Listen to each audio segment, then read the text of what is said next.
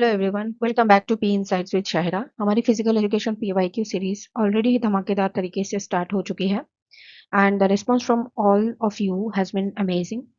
आज हम इसी सीरीज को कंटिन्यू करते हुए लेकर आए हैं और भी इंपॉर्टेंट पीवाईक्यूज जो डायरेक्टली आपके ईएमआरएस, केवीएस, एनवीएस, सीपीटी, अल्टीग्रेड एग्जाम्स के पैटर्न से मैच करते हैं। सो पीवाईक्यूज क्वेश्चंस सिर्फ प्रैक्टिस ही नहीं, ये होता है एग्जाम्स का ब्लूप्रिंट। सो कौन से टॉपिक से ज़्यादा पूछे जाते हैं क्वेश्चन, उसके बारे में हम लोगों को पता चलता है। किस तरह ट्रिकी क्वेश्चंस एग्जामिनर्स फ्रेम करते हैं और कैसे आप अपने प्रिपरेशन को एग्जाम फोकस्ड बनाएंगे, उसका भी एक प्रायर नॉलेज हम लोगों को मिल जाती है। तो सो gate get ready for the questions. Okay, let's get started.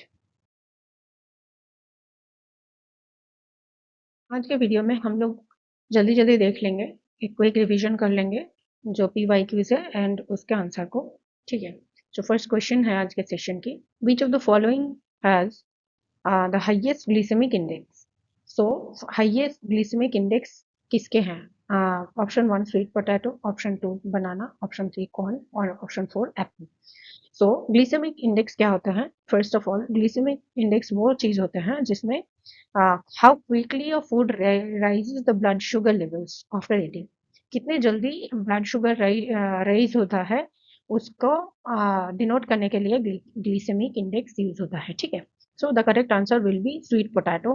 When the sweet potato is baked, it gives about 80 to 90 इसका ग्लिसेमिक इंडेक्स होता है approximately. Okay, and if we talk about banana, तो उसमें 55 से लेके 60 तक होता है।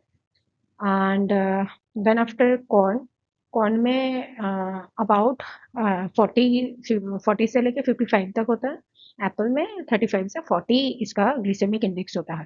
तो इसका राइट आंसर जो हो जाएगा वो होगा स्वीट पोटैटो। ओके, सो लेकिन इसमें ना ये हमारा इसका जो ऑफिशियल आंसर किया था उसमें आंसर ये बनाना दिया गया था। ठीक है, तो if it is written over there की बेक्ड स्वीट पोटैटो, तो वो आप कर सकते हो। That will be, you can give a challenge कि स्वीट पोटैटो में ही ज़्यादा वो होता है, हाईएस्ट ग्लिसेमिक इंडेक्स होते हैं। ओके ओके, नेक्स्ट क्वेश्चन देख लेते हैं। In ultrasound therapy, electrical energy is converted into high frequency sound waves by which means।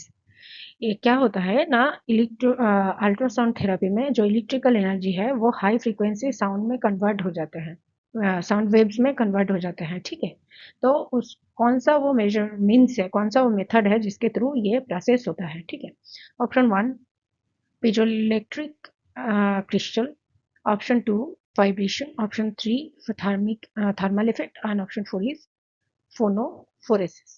So the correct answer will be piezoelectric crystal. Okay, ये कैसे होते हैं? देखो, electrical energy is applied to the piezoelectric crystal में electrical energy पहले apply होते हैं, then the crystal vibrates very rapidly, बहुत रैपिडली ये वाइब्रेट होता है वो crystal, because of the piezoelectric effect के वजह से। Okay, these rapid vibration produce high frequency mechanical sound waves. ये बहुत ये जो वाइब्रेशन होता है वो एक high frequency mechanical sound wave create करते हैं। नेक्स्ट क्वेश्चन देख लेते हैं, question number 24। Read the following statements. नीचे दो स्टेटमेंट दिया गया है, you have to read it very carefully and as per that you have to give answer. Statement one में क्या बोला गया है? Myoglobin is an iron protein compound found in skeletal and cardiac muscle. Myoglobin ऐसा एक compound है जहां iron protein compound है जो mainly skeletal and cardiac muscles में फाउंड होता है। Okay, second statement, myoglobin facilitates the transfer of oxygen to the mitochondria। Myoglobin he oxygen का ट्रांसपोर्टेशन में हेल्प करते हैं, कहाँ ना ऑक्सीजन को माइटोकॉन्ड्रिया में ट्रांसफर होने में सहायता करते हैं। So option one is only two is correct, option two is both one and two are correct, option three is both one and two are incorrect, and option four is only one is correct. So ये जो दो statement है, दोनों statement सही है। Y? क्योंकि myoglobin एक haem containing protein है जो मेनली स्केलेटल मसल्स में ही पाया जाता है। ओके, एक हीम कंटेनिंग प्रोटीन है जो मेनली इसमें पाया जाता है cardiac muscle and skeletal muscle. Okay, so its function, इसका मेन फंक्शन क्या है? ऑक्सीजन को स्टोर करना। कहाँ ना? सेट द मसल सेल्स के अंदर ये ऑक्सीजन को स्टोर करते हैं। ओके, एंड नेक्स्ट स्टेटमेंट में क्या बोला गया है कि मायोग्लोबिन फैसिलिटेट करते हैं transfer of oxygen to mitochondria. ये भी सही है, because myoglobin binds oxygen and moves it from the cell membrane to mitochondria. Mitochondria तक ये ट्रांसफर करते हैं। Where oxygen is used for aerobic energy production. और ये जो ट्रांसपोर्टेड ऑक्सीजन है वो एरोबिक एनर्जी प्रोडक्शन में हेल्प करते हैं, यूज होते हैं। It helps during muscle contraction specially when oxygen demand is high. तो मेनली जो एंड्योरेंस काइंड ऑफ एक्सरसाइज है उसमें ज्यादा अमाउंट ऑफ ऑक्सीजन का जरूरत होता है, तो उसमें ये मसल कॉन्ट्रैक्शन में बहुत ज्यादा हेल्प करते हैं। ठीक है, नेक्स्ट क्वेश्चन देख लेते हैं। Which of the following are correct about badminton? Badminton के संदर्भ में नीचे दिए गए स्टेटमेंट में से कौन सा सही है? Are correct.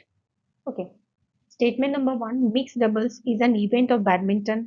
ठीक है। Next, the dimension of court for doubles is 5.18 metre into 6.10 metre.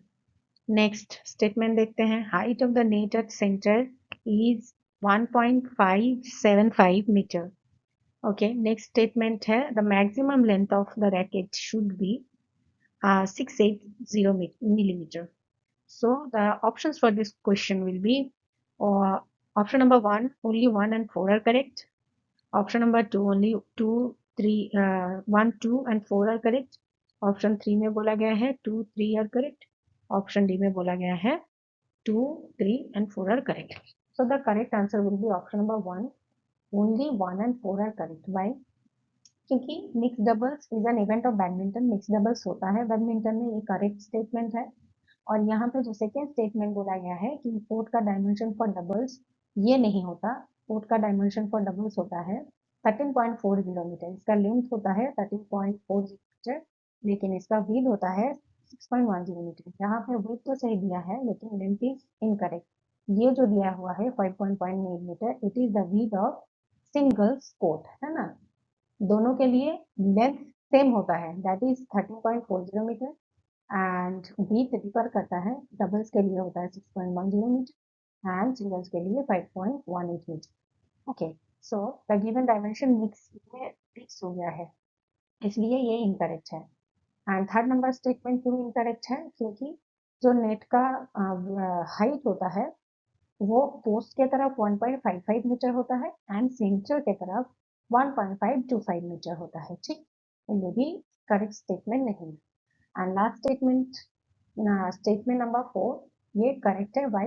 Because the maximum racket length 680 millimeter और मैक्सिमम वेट इसका 230 millimeter होना चाहिए। Okay, so the correct answer will be option number 1. Okay, next question देखते हैं। So World Health Organization has defined health as a state of complete physical, mental and social well-being, not merely the absence of disease or infirmity. ये which year, ये कौन सा year में दिया गया था ये डेफिनेशन? सो ये दिया गया था, ऑप्शन 1 है 1948, ऑप्शन 2 है 1972, ऑप्शन 3 है 1964 एंड ऑप्शन 4 है 1957.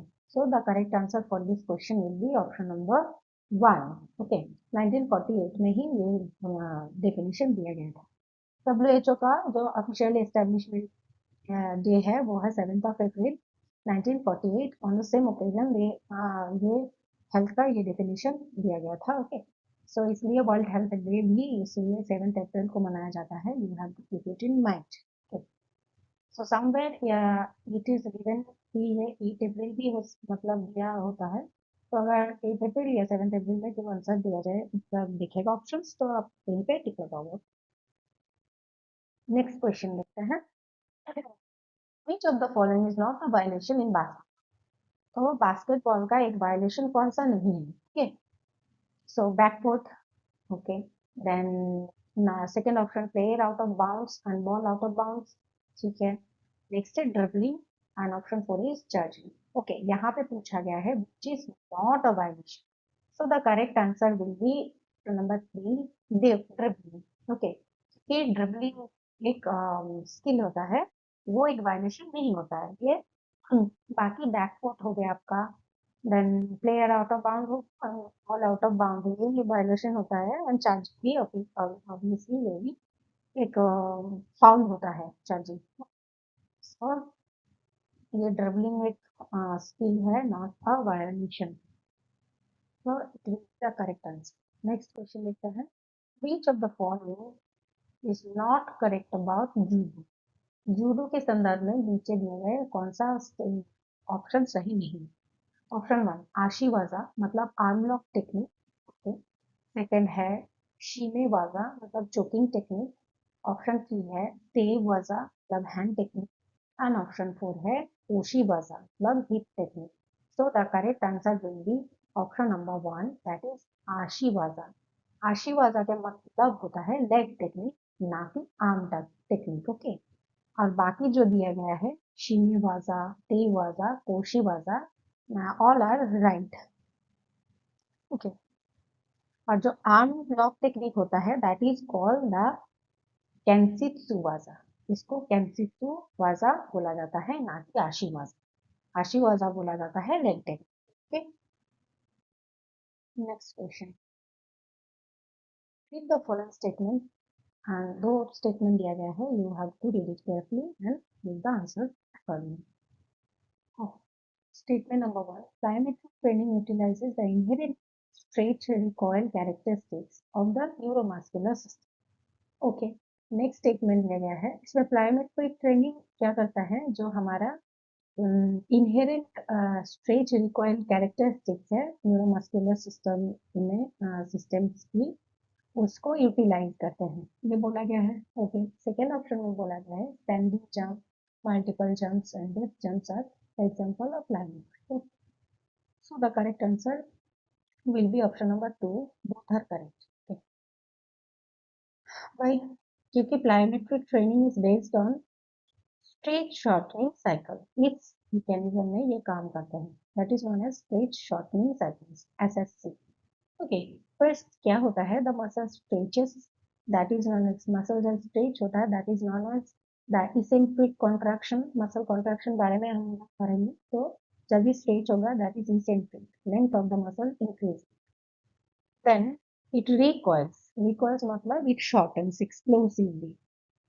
ठीक है. जो कि है concentric phase. जहाँ पे shorten होगा that will be considered as concentric phase. This recoil और elastic energy helps in producing powerful movement. ये जो simultaneous होता है ना, first stretching then shortening जो cycle होता है, ये powerful movement create होता है. ठीक है. Plyometrics में ये स्ट्रेच रिकॉल कैरेक्टरिस्टिक्स मतलब यूटिलाइज होता है. That is why both the statements are correct. Okay. Next question देखते हैं. Which of the following is playing duration of kho-kho match including interval in minutes. ठीक है. इंटरवल को लेके कितना मिनट का खो-खो मैच होता है वो बताना. Option 1 9 plus 2 plus 9 plus 5 plus 9 plus 3 plus 9. 9 minutes का गेम, 2 मिनट्स का टाइम आउट, देन 9 मिनट्स का गेम, देन 5 मिनट्स का इंटरवल के बाद फिर 9 3 9 तक. या ऑप्शन सेकेंड ऑप्शन है 9 to 9, देन 6 मिनट्स का interval, then 9 to 9. Third option देखते हैं 9 3 9, देन 6 मिनट्स का interval, then 9 3 9. Fourth option 9 to 9, 5 minutes का interval, 9 to 9. The correct answer will be option number last 4 है. क्या होता है? 9 मिनट्स का गेम होता है, 2 मिनट्स का टाइम आउट, देन 9 मिनट्स का गेम, देन क्या होता है? 5 मिनट का गैप दिया जाता है रेस्ट, देन अगेन 9 to 9 में खेला जाता है. Okay. Option number 4 will be the correct answer for this question. Next question. In Rio Olympics 2016, Deepa Karmakar performed most difficult skills of balls known as. Big flag क्या है? दीपा कर्माकर ने 2016 का जो Rio Olympic था उसमें जो मोस्ट डिफिकल्ट स्किल परफॉर्म किए थे उसका नाम क्या है? ब्लैक है, ऑप्शन 2 में कार्टविल है, ऑप्शन 3 में प्रोडोनोवा है और ऑप्शन 4 में है डबल कार्टविल। तो the correct answer will be option number Produnova. ये प्रोटोनोवा जो वो है स्किल है, इसको वर्ल्ड ऑफ डेथ भी बोला जाता है। ये मोस्ट डिफिकल्ट एंड डेंजरस मतलब स्किल है, वर्ल्ड है आर्टिस्टिक जिम्नास्टिक्स। फ्लिक फ्लैग क्या है? ये एक टम्बलिंग स्किल है, नॉट अ वॉल्ट। ये एक टम्बलिंग स्किल है, वॉल्ट स्किल नहीं है। कार्टविल क्या है? Basic gymnastics, double cartwheel not related to vault. So the correct answer will be next question. Which of the following physiological changes is not brought by the aerobic endurance training? कौन सा physiological change नहीं आता है अभी? Option number 1, increase myoglobin concentration, myoglobin concentration का increase होना, then increase serum lipids का increase होना, या फिर cardiac hypertrophy का increase होना, या फिर increase in number of capillaries. So the correct answer will be increase the serum lipids. ठीक है, इंक्रीज मायोग्लोबिन कॉन्सेंट्रेशन बढ़ जाता है। ठीक है, कार्डियक हाइपरट्रॉफी भी होता है, मतलब कार्डियक मसल्स का साइज जो है वो इंक्रीज होता है। इंक्रीज नंबर्स ऑफ कैपिलरीज का भी होता है, लेकिन क्या होता नहीं होता, दैट इज लिपिड्स का जो है, सीरम लिपिड्स का इंक्रीजमेंट नहीं होता। एंड्योरेंस इनफैक्ट एक पॉइंट देख लो, in fact endurance training often improve the lipid profile, improves the lipid, increases in high density lipoprotein HDL और improves the lipid metabolism। और ये सीरम लिपिड्स को increase करता है। क्वेश्चन देखते हैं। Who has won the Wimbledon 2023 in the men's single category? ये आपको 25 का ऐसे याद रखना पड़ेगा, क्योंकि हम लोग एग्जाम देने वाले हैं 25 को, तो 25 का ही देखना पड़ेगा। तो बेसली फुलहॉफ है ऑप्शन 1, ऑप्शन 2 है नोवाक जोकोविच, ऑप्शन 3 है कार्लोस अल्काराज, ऑप्शन 4 है मैट पेरिक। तो इसका करेक्ट आंसर जो है वो है ना कार्लोस अल्काराज। ठीक है, इसको विंबलडन में विंबलडन 2023 का खिताब जीता है। नेक्स्ट क्वेश्चन देखते हैं। Read the following statement. दो स्टेटमेंट अगेन दिया गया है, आपको पढ़ना है और अकॉर्डिंगली आंसर भी देना है। स्टेटमेंट 1 में बोला गया है, ड्यूरिंग इंटेंसिव इंटरवल ट्रेनिंग के टाइम पे the range of intensity is kept between 60 to 80%। इसका जो इंटेंसिटी रखा जाता है 60 to 80%। स्टेटमेंट 2 में बोला गया है, ड्यूरिंग एक्सटेंसिव इंटरवल ट्रेनिंग के टाइम पे the range of intensity is kept between 80 to 90%। सो ये जो दो स्टेटमेंट है, ऑप्शन देख लेते हैं। ऑप्शन 1 में बोला गया है 1 is incorrect but 2 is correct, और 2 में बोला गया है both statements are correct, option 3 में both statements are incorrect, option 4 में statement 1 is correct, 2 is incorrect। so the correct answer for this question will be option number 3। ये जो है ना वाइस वर्सा करके दिया है, इंटेंसिव में होगा 80 to 90% एंड एक्सटेंसिव में जो होगा that will B 60 to 80%। So that is why both the statements are incorrect. Option 3 will be the right answer for this question. Proceed to the next question. What are the correct dimension of basketball for women? Women के लिए basketball का dimension बताना। इसका क्या size 6 होता है, circumference 759 to 780 millimetre होता है, और वेट 520 to 542 ग्राम्स होता है।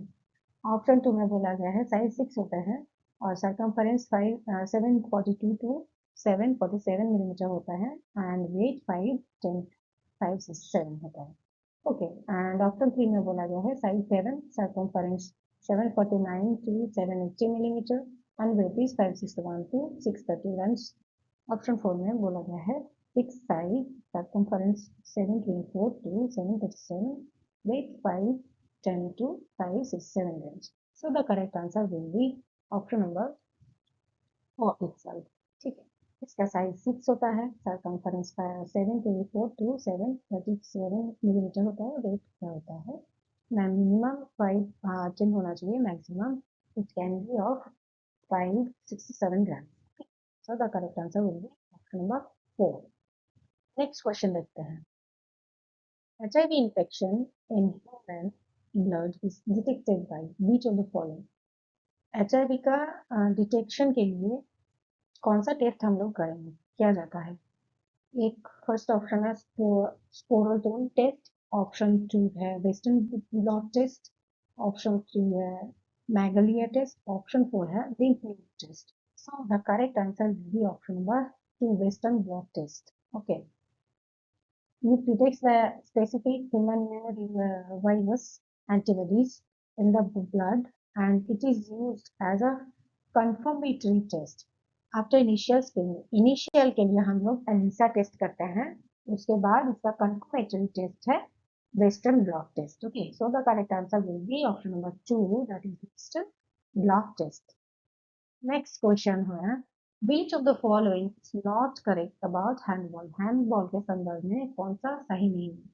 देखो, हर एक गेम को इम्पोर्टेंस दिया गया है, हर एक गेम से बैडमिंटन, बास्केटबॉल, हैंडबॉल, सब सब गेम में से रेसलिंग, जूडो, इसमें भी वो क्वेश्चन आया है। हर एक स्पोर्ट्स को अच्छे से देख के जाना है ना।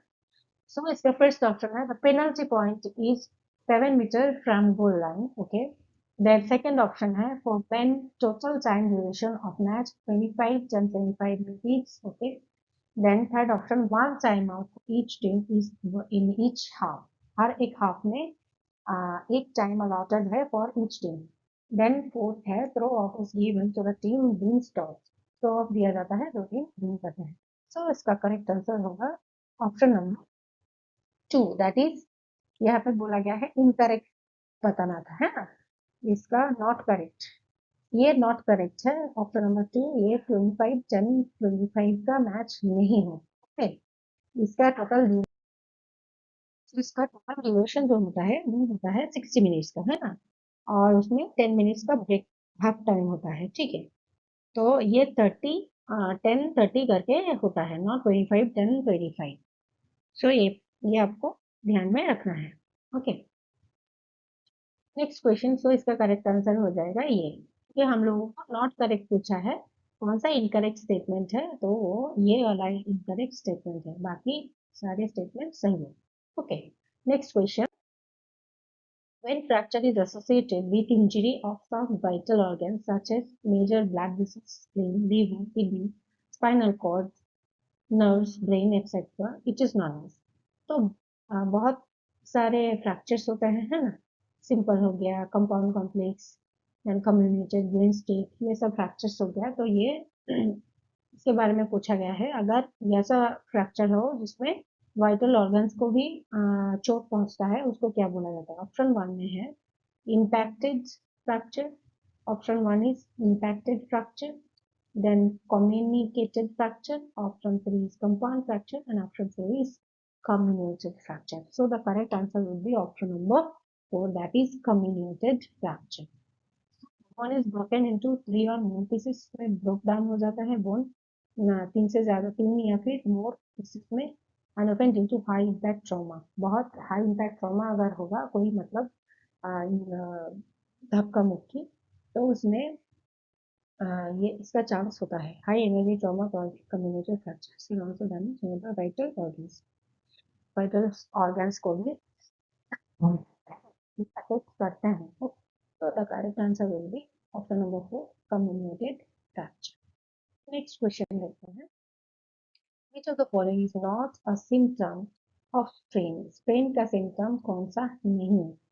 एक फर्स्ट वन है inflammation in the tendon sheath, tendon sheath में कोई मतलब इंफ्लेमेशन नहीं होता है, सूजता नहीं है, सूजन नहीं होता है इसमें। देन सेकेंड ऑप्शन में बोला गया synovial membrane in the joint cavity is damaged। Then second statement, synovial membrane in the joint cavity is damaged। Joint cavity में जो साइनोवियल मेम्ब्रेन होता है वो डैमेज हो जाते हैं। ऑप्शन 3 में बोला गया है spasm at the site muscle, जो मसल्स होते हैं आसपास के उसमें स्पैज़म हो जाते हैं, ठीक है। और नंबर 4 में बोला गया है कि loss of strength in the injured limb, जो इंजर्ड लिम्ब होता है उसका स्ट्रेंथ पूरा कमज़ोर, मतलब वो कमज़ोर हो जाता है। इसका आंसर होगा synovial membrane in the joint cavity is damaged. यहाँ पे साइनोवियल मेम्ब्रेन का डैमेज नहीं होता है, that is why it is not correct, not it is not a symptom of strain. So next question देख लेते हैं। Which of the following is not correct? Hepatitis B virus को HPV बोला जाता है, हेपेटाइटिस सी वायरस को epidemic jaundice बोला जाता है, और हेपेटाइटिस बी को बोला जाता है serum hepatitis, and hepatitis C को बोला जाता है नॉन बी वायरस। ठीक है, तो इसका है करेक्ट कौन सा नहीं है, option number 4, hepatitis C non B virus. Hepatitis B तो ये करेक्ट मुझे हो गया। एपिडेमिक जॉन्डिस क्यों बोला जाता है, क्योंकि hepatitis is also called the infectious और epidemic jaundice. Okay, hepatitis B serum hepatitis बोला जाता है इसको, एंड हेपेटाइटिस सी को नॉन बी नहीं बोला जाता। This was old time use before hepatitis C के लिए यूज होता था। हेपेटाइटिस सी जब इन्वेंटेड नहीं हुआ था तब ये नॉन बी वायरस बोला जाता था। Nowadays it is called as hepatitis C. Okay, HCV virus, not non. All right everyone, आज के PYQ डिस्कशन का सेशन यही एंड होता है। आई होप आपको आज के से क्वेश्चंस और उनके डिटेल्स एक्सप्लेनेशन क्लियरली समझ आ गए होंगे। If this session helped you understand the concept better, then don't forget to like the video. और हाँ, अगर आप चैनल पर नए हैं तो सब्सक्राइब जरूर करें, क्योंकि इसी तरीके के हाई क्वालिटी PYQs, कॉन्सेप्ट्स और स्ट्रेटेजी वीडियोस मैं रेगुलर अपलोड करती हूँ। Stay consistent, stay focused, because your hard work today will define your success tomorrow. मिलते हैं नेक्स्ट सेशन में with more important PYQs and exam oriented discussion. Till then, keep learning, keep practicing और अपने गोल के तरफ एक स्टेप आगे बढ़ते रहिए। This is P Insights with Shahira signing off. Thank you so much for watching.